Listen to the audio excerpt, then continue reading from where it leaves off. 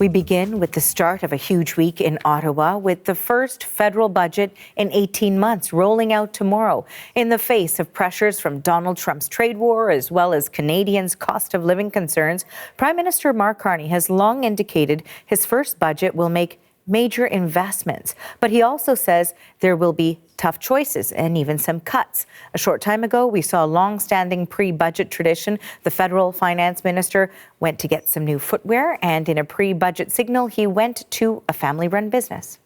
They're really well known for their cowboy boots, but they've also contributed to make footwear for armed forces, Army cadets, and RCMP officers. And I thought there was something emblematic when we say build, empower, and protect. This is something about that, you know. They're built here.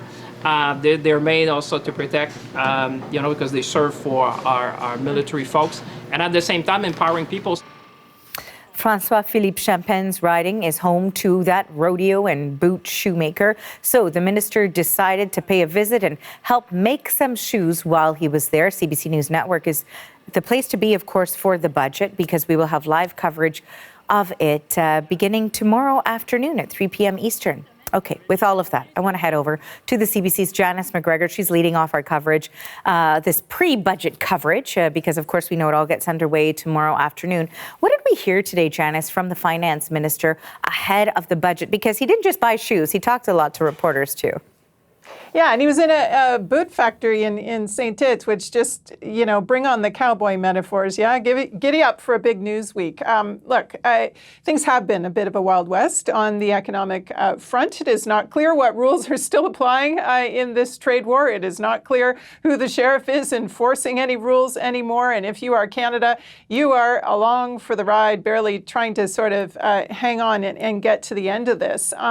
So where does that leave François-Philippe Champagne and his first budget here? Look, after an election, it is typical for a government's first budget to sort of pretty close to an election platform. And if you look at the series of pre-budget announcements that we've seen from the Carney government, really going back to the summer, you do see them kind of stepping through the various sort of things that they told Canadians they would do. Billions more in military investment, police investment, border investment, things to, you know, fund major infrastructure projects to sort of get housing construction in this country going, spending strategically on industries that have been hit very hard by the ongoing trade war with the Trump administration in the United States. And when asked by reporters what people should be looking for in this budget tomorrow, Champagne seemed to suggest it is going to be kind of more in that vein. Take a listen.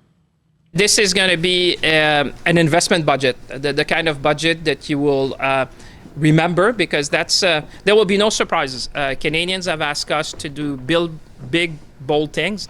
They expect us to do things differently. So we're going to make generational investments that will build our country. We're moving from reliance to resilience, from uncertainty to prosperity. We're going to do the kind of things that will make this country stronger. And everyone will see themselves in that budget. So that's why I would expect the opposition parties to be supportive. So everyone, he says, is going to see themselves in this budget. We are going to see him in some black shoes, not cowboy boots, tomorrow. But what we're really wondering is whether the story will actually be about a different color, red, as in red ink. Because what we don't know is how the Liberals are proposing to make all these investments, while also, as the Prime Minister has promised, spending less. They have set a mark of within 3 years getting to a point where the government revenues are lining up equal, roughly anyway, with the day-to-day operating expenses of this government. And yet, the Liberals haven't talked about any particular increase in government revenues in the form of tax cuts on the tariff front even. We know that actually the revenue from that has been going down since Canada rolled back some of its retaliation and gave new exemptions in recent months.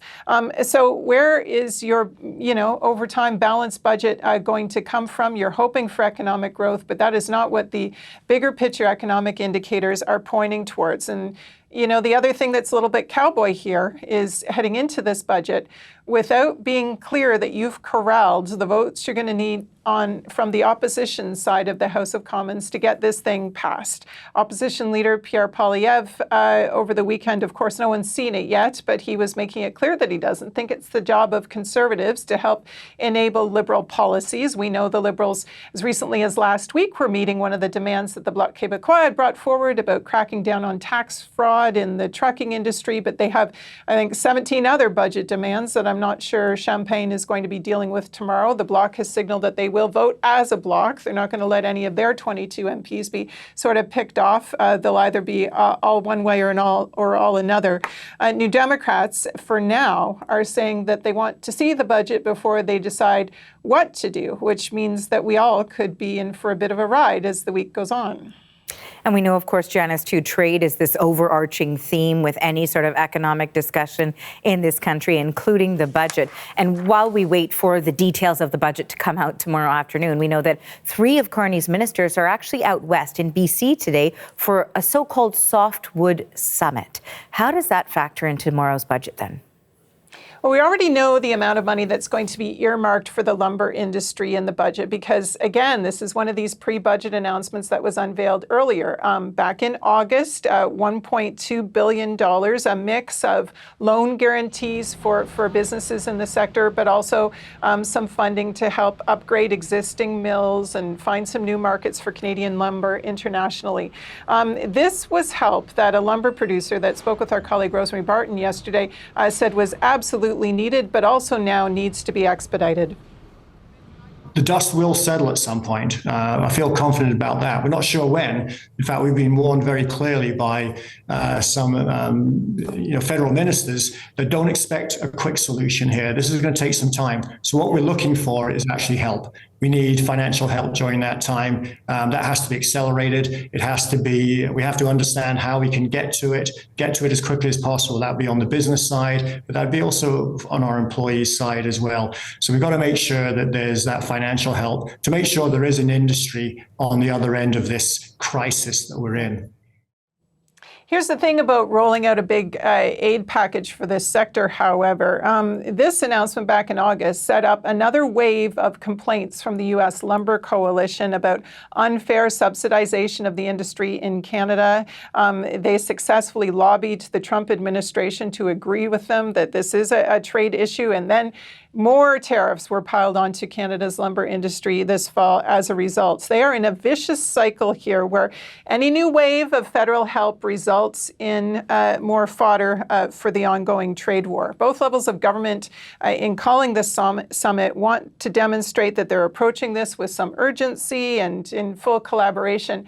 But the fact is that there are no easy solutions here. So when we hear them speak at about 10:30 local time in Vancouver a couple hours from now, be interesting to see if there's any new fixes on the table or whether this was just a sense of gathering very senior ministers together to help raise the visibility of the issue and the government's engagement on the issue.